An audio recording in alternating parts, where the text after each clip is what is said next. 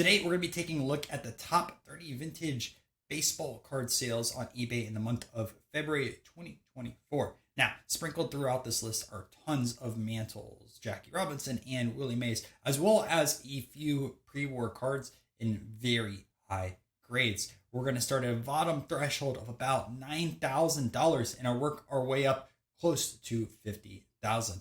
All right, let's take a look at this. Our first card this week on the top 30 list, we have this T206 Cobb.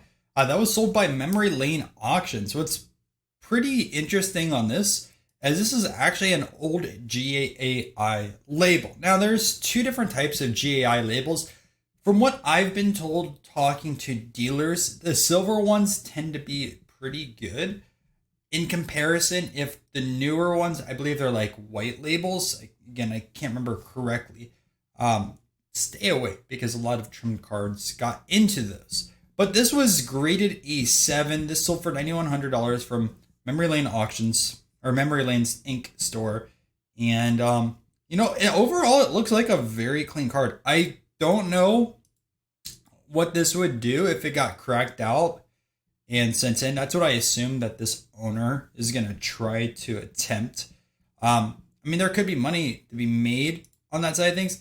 This Cobb alone is what, like 3K and a 1? Even if you're looking at like a 4 or a 5, I think there's a lot of value there. And I don't know on top of my head what the 4 or 5 goes for. I think this is a very clean card. There's always that concern of it being trimmed, but I think that's the gamble that someone's going to take. And if I was going to gamble on sports cards, I would take the gamble of cracking this over opening up any modern product. But we don't really see GAI that often on these lists, but this one starts it off pretty strong. Up next, we have a Nolan Ryan rookie and a PSA 8. This one was a best offer, but it was accepted for $9,150. And we can take a look at it. Overall, it looks like a pretty clean card. Let's take a look at the back too. Maybe a touch on the corners. You can see like that over here. And I am appreciative of these like very close-ups. Yeah, so you can see like a little bit of a touch on that corner, but again, something to a registry or even a big Nolan Ryan fan. Very popular one. Yeah, that corner right there has the damage, and it looks like there's some print defects on it. Possible a scratch. It is an older label, but not the oldest label in general. We're jumping up to 9,500. This got sold by Diamond Cardboard. 1933 Lou Gehrig, brand new cert at 308. I am just taking a look at this. A little bit rounded quarters, which we do see. It does present pretty well, and we can take a look here on the back.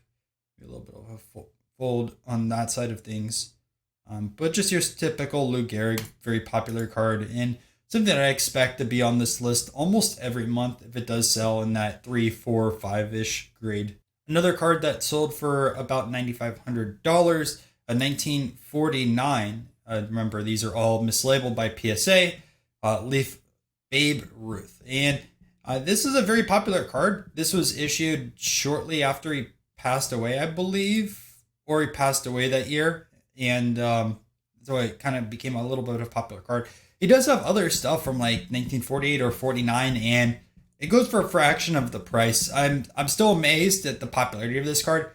I don't like this card, and that sounds weird for me to say it, but there's like so many other Babe Ruth cards that are earlier that I would rather have in my personal collection. Heck, I'd rather have the 1952 Look and See, which is a fraction of the price than this Ruth itself. But a solid sale on this PSA 6. All right, and up next we have an 1888 Allen & Ginter Mike King Kelly.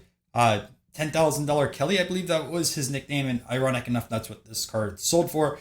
Although this is a new PSA slab, this is an old cert, and taking a look at the card, like, it does look nice. The photo's a little bit washed.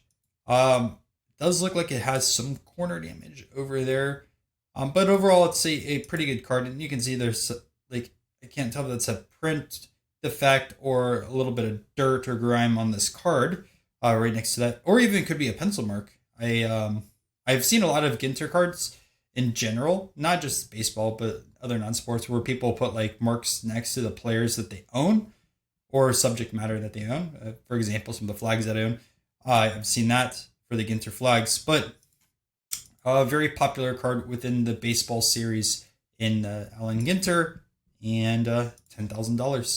Another $10,000 sale, 1969 Nolan Ryan. Actually, I believe there was a 9 that also just sold in Heritage that we covered recently in our Heritage video. So I'm curious what the price difference was. I know for sure there was a 10, but I can't remember if there was a 9 or not. Looks like a pretty clean copy. This is a new cert, 772. So pretty nice, right? Like if you got this card raw and sent it in and just get a 9, very tough to do, but little bit on the corners, but overall very, very clean card by Check Out My Vaults. And another card that sold for $10,000, 1954 Hank Aaron. This actually was a BVG.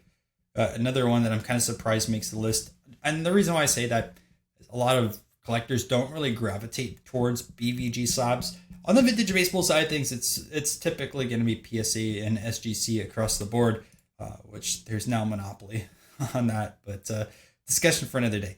So we can take a look. It looks like a pretty clean copy, but I can't tell with these photos. This is a little bit of a washed photo. A little bit of damage there. This is always something to look out for in these 54s, because the back shows more of a true story than the front, especially with these borders over there. Again, I can't fully tell, but either way, it does look pretty good. I don't like that huge chunk missing there, a few other spots, but I do know it's kind of common with this release. We're jumping up to $10,500. This 1968 Mantle PSA 9. This is most likely a registry card with that. Let's take a look at the condition on it. It is older slab, and looks like there's 4 sharp corners on the front. 4 sharp corners on the back. I think this looks a little bit nicer than that 68 Nolan Ryan. I can't tell what's going on right over here though. I can't tell if that's an indent or like a print effect. Obviously don't have that card in hand, but another Mantle card. 1952 Jackie Robinson. This sold pretty close to that original offer price, $10,500 by Topps Sports Card Store. Let's take a look. It does have a diagonal cut. You can just see across the board right over there. It's kind of a shame at this very top side of things because almost everything else looks clean. It's not too bad centering if that diagonal cut was fixed. But let's take a look at the back over here too. Old PWCC. So I'm curious what Topps Sports Cards paid for that on PWCC before selling it on here. And that was late 2023, so we can take a look at that. But either way, another card that I kind of expect to be on this list. If you see a 4+ every week, it will be in this top 3. Back-to-back Jackies. This 1949 sold for $10,687, just edging out the 1952 Topps. And very classic card on this 1949 Bowman. And take a look at the back right here. Very clean copy across the board. Just a solid looking 5. And that was sold by Stan's Vintage Sports Cards. Wonder if that's the stand that sets up at card shows. I think it might be. All right, sold for right on the dot what was requested, $10,999 by Uncle Roy. This is actually a really sweet card. We have the Harmon Killebrew autograph, Willie Mays, and Mickey Mantle. And it's a shame the Killebrew's a little bit off on here. You can see it just cuts off the edge. But man, this is pretty cool. I wonder if this person got all 3 autos at the same time. It looks like the same exact Sharpie with these. But that is a very tough card to find. And it got a 5 on the card itself, and it got an auto of a 9. This is really sweet. 3 players in the 500 home run club, and also being a very popular card, and in pretty good shape with it being a 5. That's wonderful. And look at that. So it even has the population here, pop 2. There's actually 2 that are higher with all 3 autos. I'd be curious what that would do specifically, but I really like this piece. All right, 1952 Willie Mays. This person said over here, centered. Let's take a look at this one and see.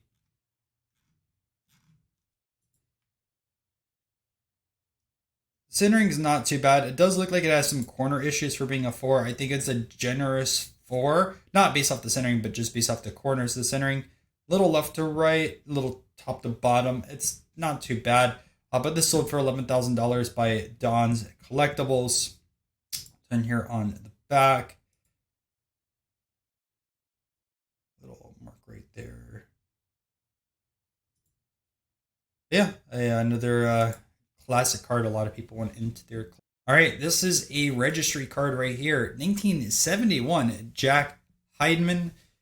I believe that's how I pronounce it. But a 10, which these are almost impossible to find in 10s. So I'm sure a few people were arguing on that one. And being a common within that set too. Man, this is a really sharp card. Also being a new cert too. That's even tougher to find, which is crazy. I wonder if this got pulled from like a vintage pack break where someone just opened 1971 tops, or on the contrary, like if there's a lifelong collector that just had this stored in a box somewhere. Either way, this is really impressive and really, really sweet card. That's awesome. You just don't see 71s in high grade. $11,360 by Greg Morse graded. Which I also believe that they are getting a website now that they're going to just sell cards on. So I wonder if they're pivoting fully from eBay or they're just having it as a secondary source, kind of like what ComC does or what used to be PWCC. 7 old label on this Clemente sold for $11,360. Centering's off, but that's typical with these releases. I actually don't mind the centering being off a little bit on the 55s. I think they're a little bit more forgiving than other years.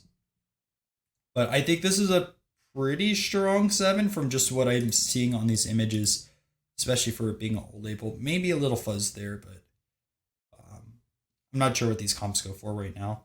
And that is something I'm going to add into these videos in the future. A little bit of comp research, but pretty big sale. $12,600 for this mantle. This was a PSA 8, and it's a gray back, which mantle has 2 backs in here, the white back and also the gray back. I'm top of my head, I believe it's the white back that has a pretty significant premium on these just because they're printed a little bit less.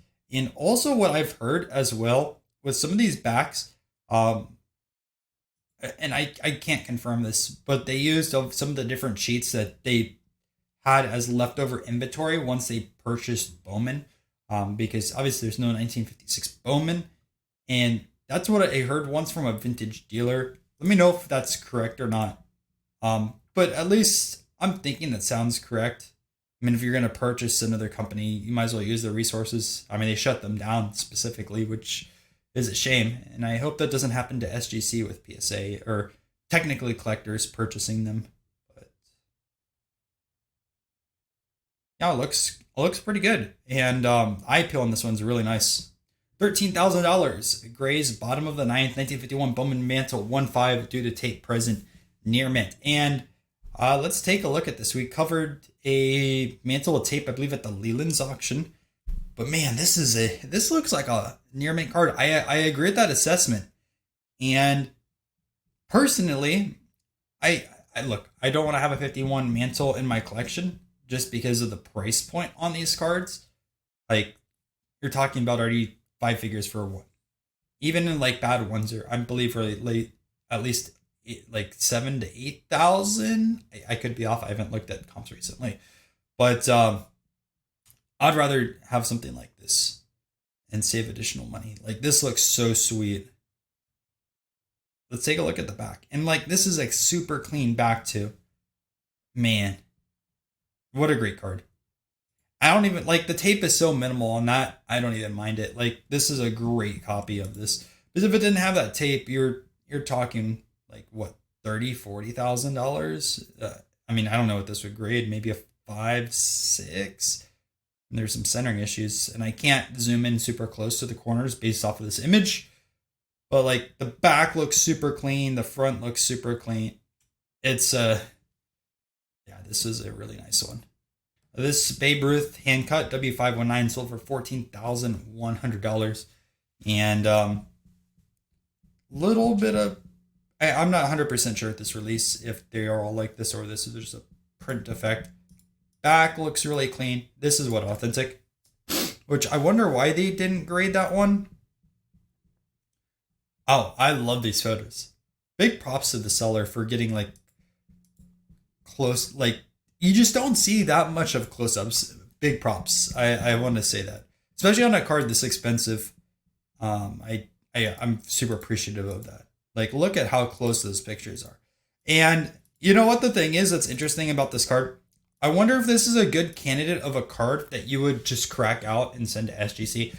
The reason why is like SGC will grade these cards with a numeric grade if they have the border on each side. So you can see obviously there's a border on each of these sides. So I think this would be a really good candidate to try. Obviously there's a little bit of the border from the other one. Like it's a kind of a diagonal cut on there. You can see like right there it cuts down and then up, and you have that over here, but you would still get a numeric grade on this. What it would grade at, I don't know.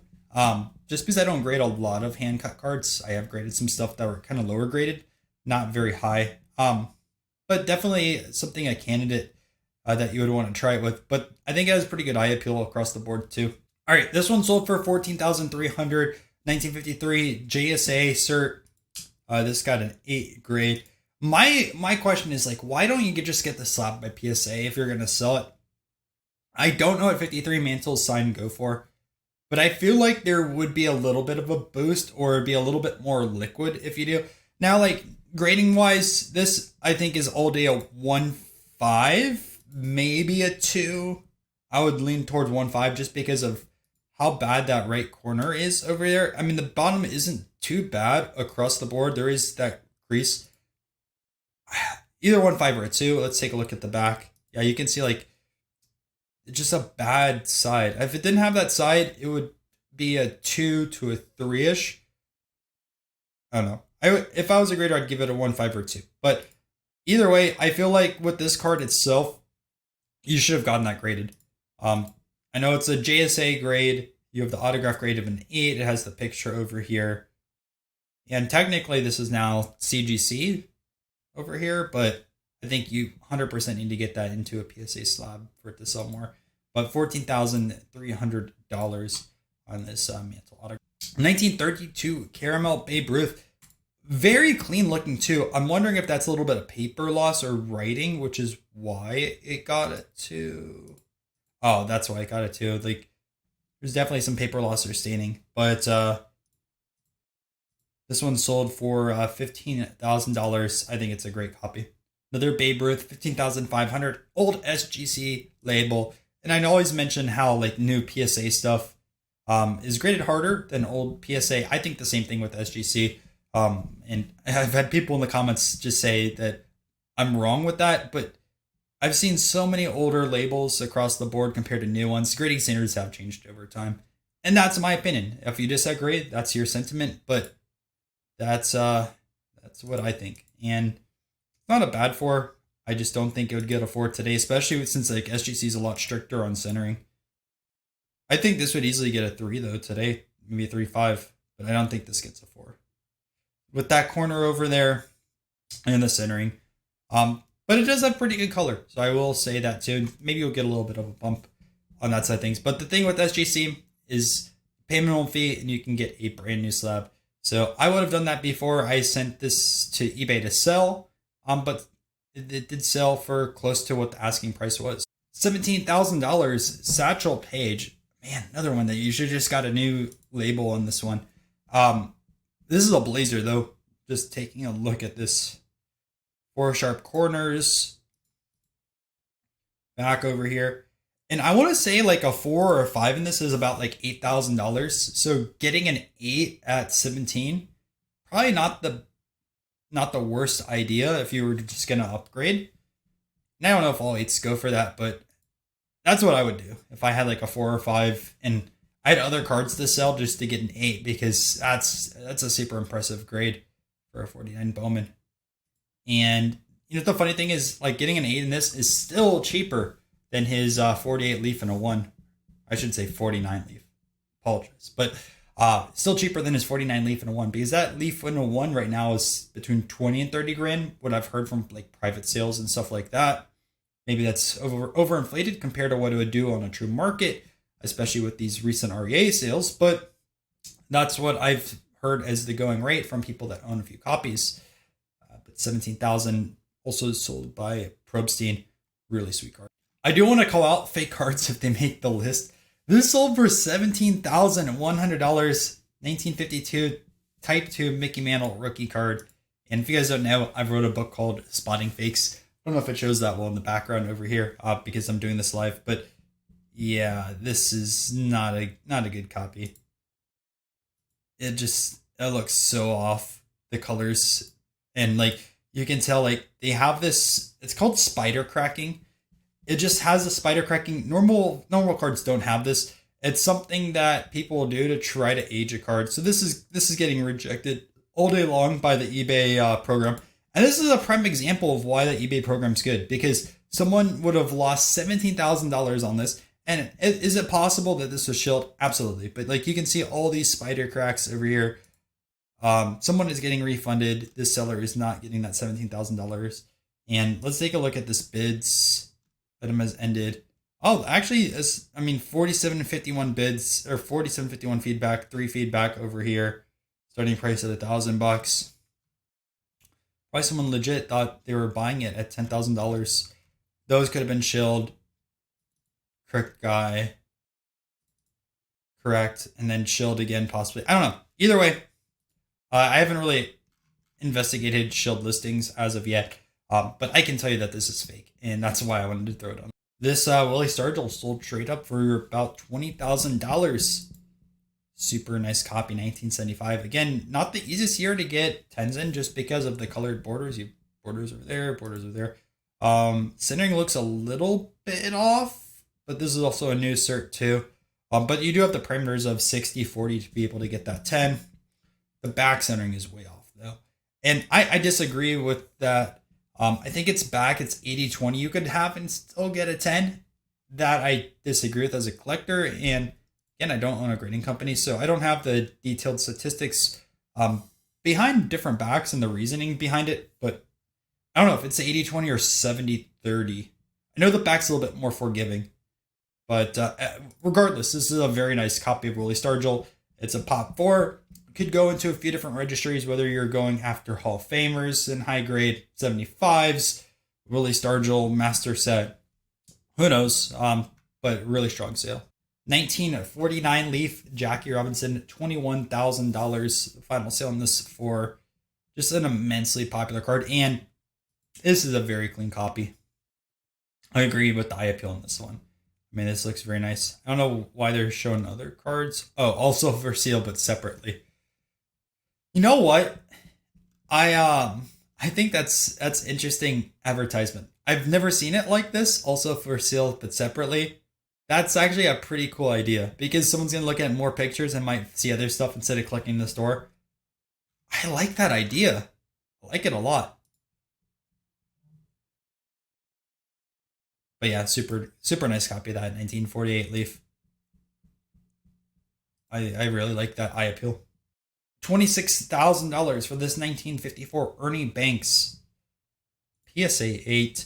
It does have the top part, which if you do have a little bit of a border right here at the top and it doesn't cut off on the name and the Cubs logo, which, I mean, this looks like straight up horror movie Cubs logo.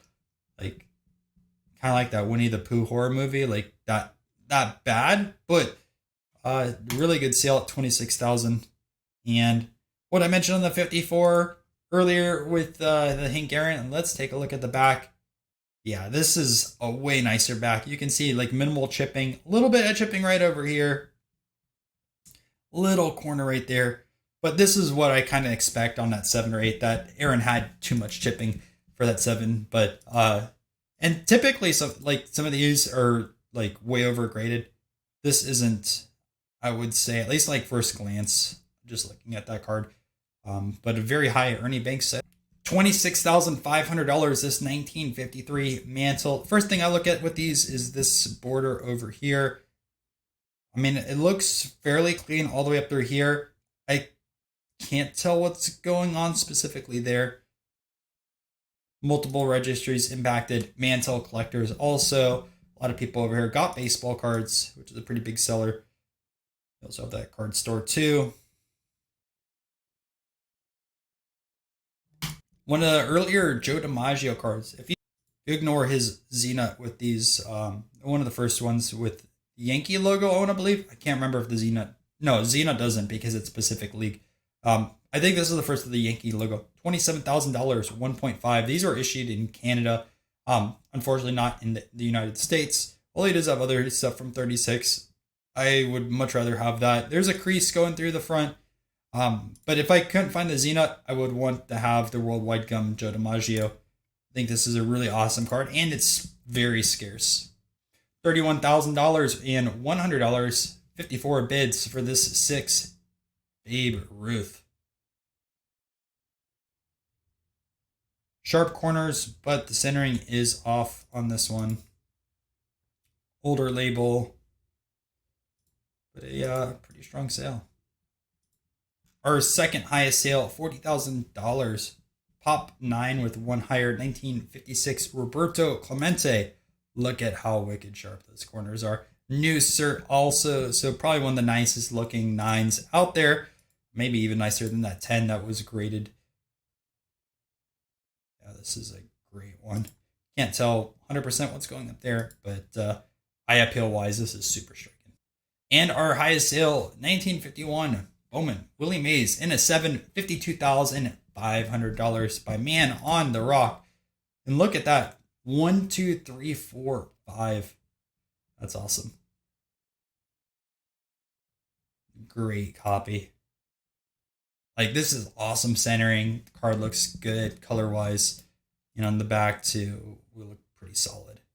But yeah, that is the list this week. Let's take a look at some honorable mentions really quick. Our first honorable mention, E102 Ty Cobb, $12,995 crossed off. That sold for $8,000. Some of the harder to find Cobb stuff has been on the rise recently. And $8,000 for this E102. Also $8,000, this T206 Christy Mathewson in A6. Very clean on here. You have the PWCC top 5% eye appeal sticker. Great copy. $8,000 also for this Ozzie Smith, sold by Signed Rookies. And this is a great dual grade. Mint 9 on the card, auto 10. 9s also sell for quite a few premium. This is a pop 4. This also has an inscription on here. I mean, as an autograph collector, as a rookie collector, Ozzie Smith fan, this has everything that you would want. No idea what the last one sold for, but very awesome card with both the auto and also the card grade itself. Lastly, we had a 56 complete set, $7,100. I'm curious if someone did the math on this. I mean, you have a 5 already on that mantle, and you have what, a 5/5 on that maze. The Jackie's a 5. The Clemente is a 5. BVG 6 Koufax. So I'm curious, like, the math on this one, if it made sense. What was it, Ted? Looks also like a 5. If it made sense to break this out. Or if you're a set collector, obviously this is a good start. I mean, you're going to start getting some of this stuff graded and get onto that registry. But either way, $7,100. And that will be the last item for this video. Hope you guys enjoyed this. If you want to see some of the older sales, I'm building out a playlist with these eBays every single month, as well as some auction houses too. So make sure to check those out on the channel and subscribe if you're new.